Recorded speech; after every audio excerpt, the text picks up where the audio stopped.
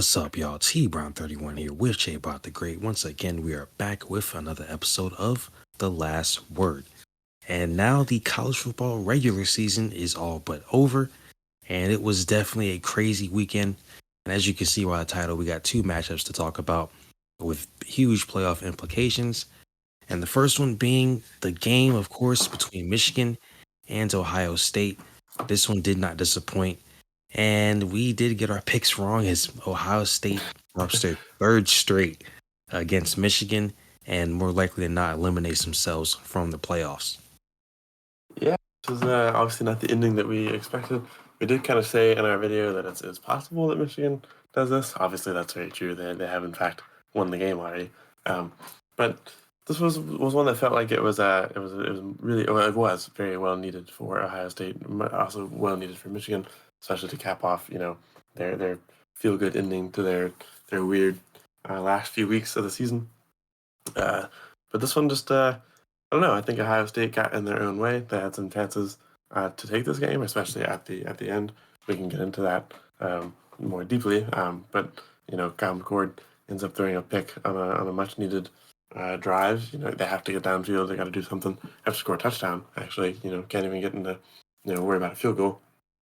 And a lot of times towards the end of the game, it was working with just get the ball to Marvin and get him going. And Michigan kind of back down a little bit on that. Kyle McCord got a little uncomfortable, kind of slung it to get rid of the ball right to Michigan.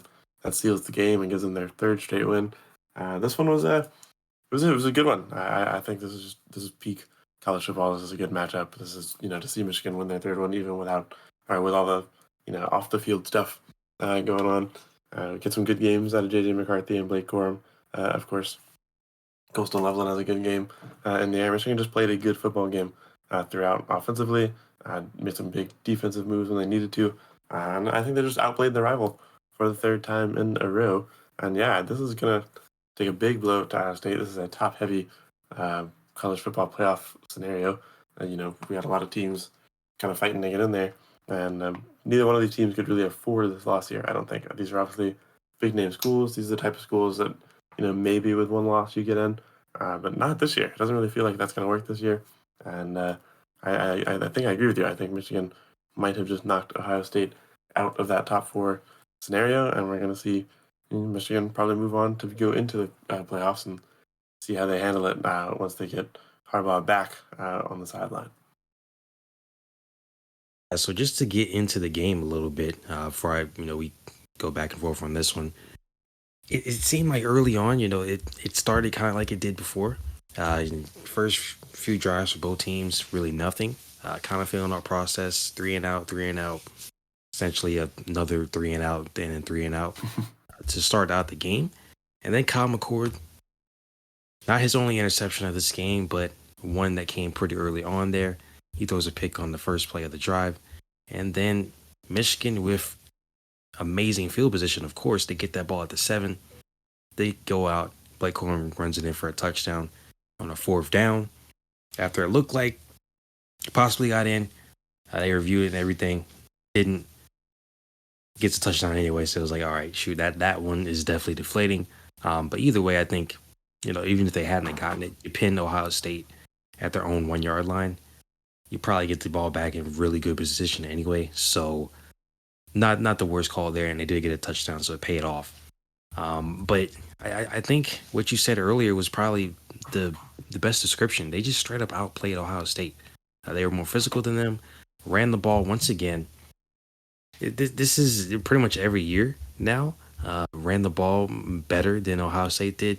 Ohio State on the ground, they were led by Travion Henderson, 60 yards, but overall on the ground, only 107 yards compared to 156 for Michigan, which wasn't what they had last year when they ran all over Ohio State. But, once again, Blake Corum, he had a pretty good game with 2 touchdowns of his own, and Michigan outran Ohio State by about 50 yards. So, outside of Marvin Harrison Jr., which we expect that pretty much every single game for him to go off, 5 catches for 118 yards, but not as many catches as we usually expect, but big impact overall.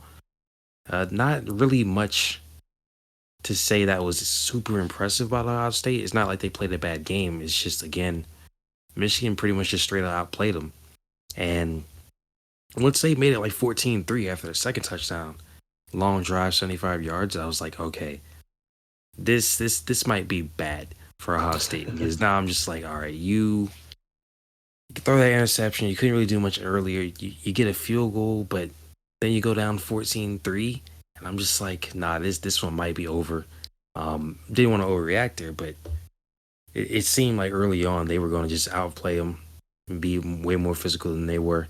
And that pretty much continued into the second half until things started to get a little bit more heated there. Yeah, this was, I think, just a game where we said it. I think Michigan just got the better of Ohio State throughout the game. There weren't too many things you could look at as like Ohio State really did this wrong, aside from, you turn the ball over and great position for Michigan to start the game. You miss a field goal towards the end of the half, which, if the game goes exactly how it goes, doesn't end up making a major difference, except for the fact that if you're looking at 27-30 on that last drive where Comic Word ends up throwing that pick, maybe you're looking at going for a field goal to send it in overtime instead of trying to get all the way downfield to score a touchdown. So, there is some what ifs there that kind of alter the things, that alter, the way that this game could have played out. These are just what ifs, though, right? Maybe hit the field goal and Michigan scores a little extra. There's no way to prove that. But if it goes exactly as it goes, that missed field goal could be major. There's no guarantee that they hit the game-tying field goal anyway. And then you come down to that last drive and you throw a pick, and it's just kind of like it's the biggest mistake of the day. It definitely throws the game away. But overall, this game is just lost because they're not able to entirely keep up with Michigan. I mean, in the second half, Michigan doesn't have many drives where they take the field and don't score. Field goal, touchdown, field goal, and the only one they don't score is because the game's over and they kneel. So second half, they get out there and they roll. It kind of shows the importance of field goal. Sometimes taking the points is all you need to do. They burned up clock and they took 3 points multiple times throughout the second half, and it was just effective. So, great rivalry game. Michigan comes through with a purpose. In memoriam of Jim Harbaugh. And they come out, they fight hard, and they improved to 12-0. So it was a good one. It's a good way to start.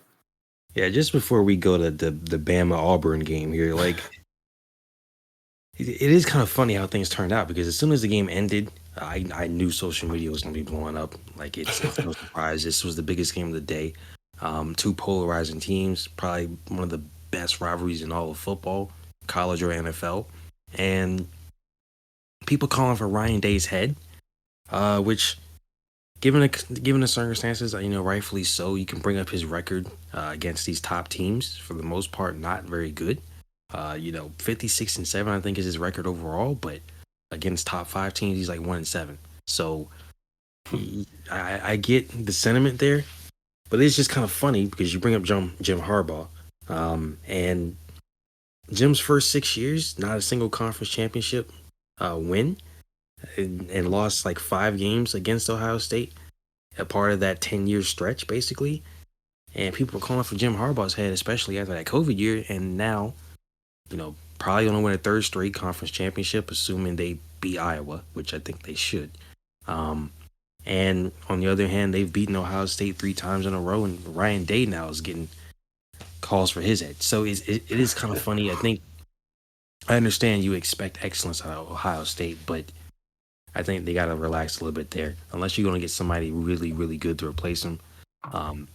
Obviously, underperforming these big games is an issue, but you might want to hold off on that, because unless you're getting a Nick Saban or somebody else, I just don't see the point of getting rid of him. I think people are just kind of angry because you lose the opportunity to playoffs more likely than not. Because, as you said, this is not a year where a one-loss non-conference champion is probably going to get in.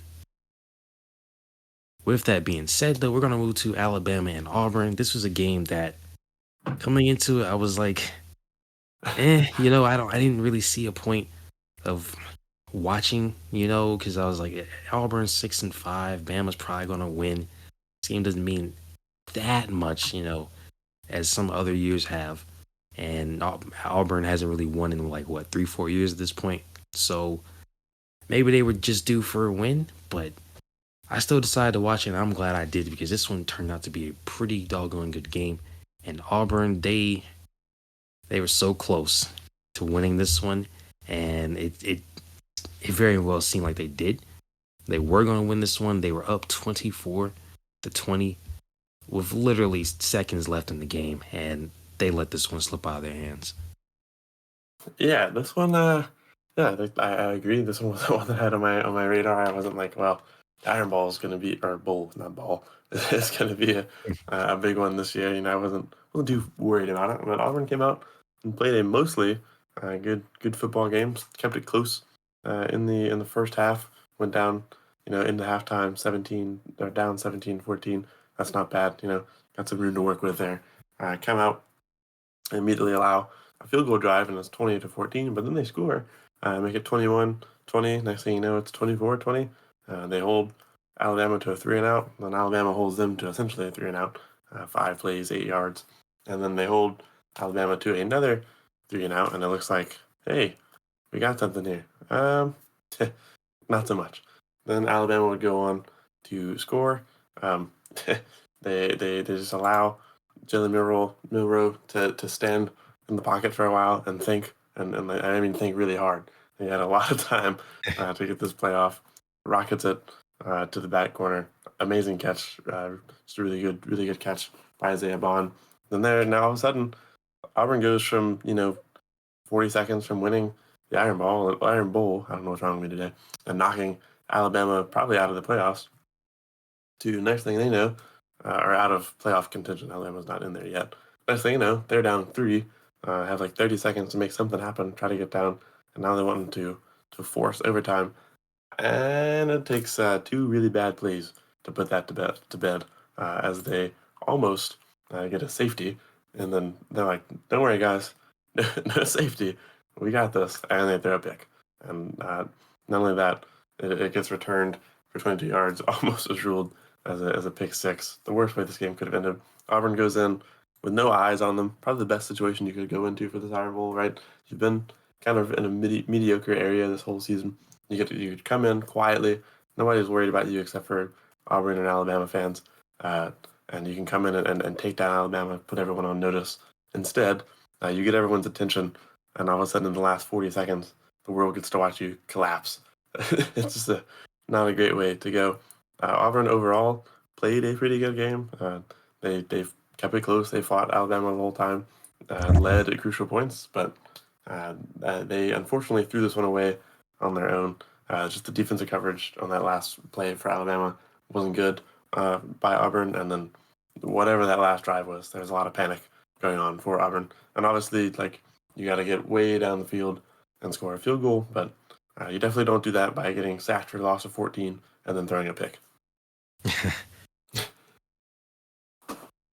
Yeah, that was a frustrating. I obviously wouldn't. I'm not an Auburn fan, obviously, but I don't think I was sitting there rooting for Alabama by any means. So yeah, this was just funny. Again, like you just said, we're not really looking at this game like, okay, this is going to be a big deal.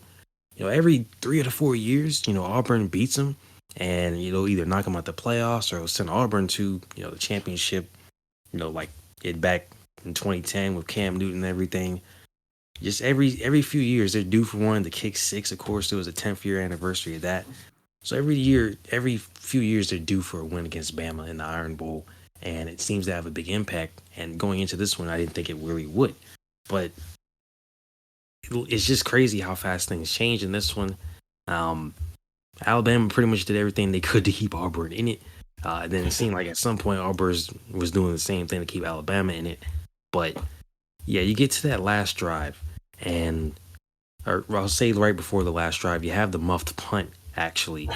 Now, of course, you can't advance a muffed punt. So that Auburn did kind of lucky there because that would have actually been a touchdown if it had been a caught fumble then brought back. But since it was just muffed, can't advance it. So you still force Alabama to actually have to go down the field and at least get a field goal here. Obviously, they could get a touchdown. But they get down the field and they have some issues. Jalen Milroe at one point, I have no idea because this happened twice. There was twice in the game where he had an illegal forward pass, and like I'm not sure. I know guys a lot of times now when they start running with the ball, they'll do that pump fake even if they're beyond the line of scrimmage, trying to get the defenders not really paying attention. But twice in this game, there were two plays where he did this, and I was just like, you are very obviously beyond the line of scrimmage, and obviously they don't have the blue line on the field like we do on TV. But I was like, okay, you're screwing this one up. Then you get the loss, that huge loss on second down, preceding that play. So you get that huge loss on second down, back all the way up to the 26. Then you get that penalty. You're at the 31. And it's like, all right, there's no literal way. There's no way that this game can end like this, right? There's no way that they're going to allow a touchdown on a 4th and 31. You need to get in the end zone. And like you said, they let Jalen just sit there forever, basically. And defense barely had any kind of pass rush. They only had a few guys up there, which I get it because of the coverage and everything. You want to make people back. But if that's the case, how the heck do you let them? I mean, that was almost as bad as that Jets-Dolphins Hail Mary. I mean, how the heck do you let them get in the end zone, get a perfect pass from Jalen? And we talked about his progression throughout the year. Perfect pass in the back of the end zone for a touchdown. And then you can't do anything, like you said, get sacked on first down. And then it's about to be a safety darn near.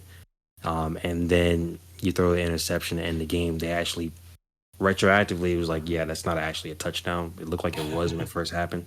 But didn't matter. Game's over. And as of now, Alabama's still in playoff contention, like you said, because if they do beat Georgia in the SEC title game, they've got one loss. They're an SEC champion. It just depends on how everything else folds out. Yeah, this one is major for Alabama, right? I'm sure they didn't go into this expecting. You're gonna expect your rivalry to be tough, but this is not a year I don't think where they had Auburn on their radar of season ruining. But if Auburn wins this one, that's kind of most of what they get. They come out of it, with a 7-5 record, and they've shot Alabama in the chest essentially at the end of the season. But they don't maybe get a whole lot out of this if they do win this game. Instead, Alabama was able to survive, put on a few highlight plays, make some good moves defensively too towards the end, and ultimately win, which will take them on the way to be able to go play, not only to go play Georgia, but still only be a one-loss team.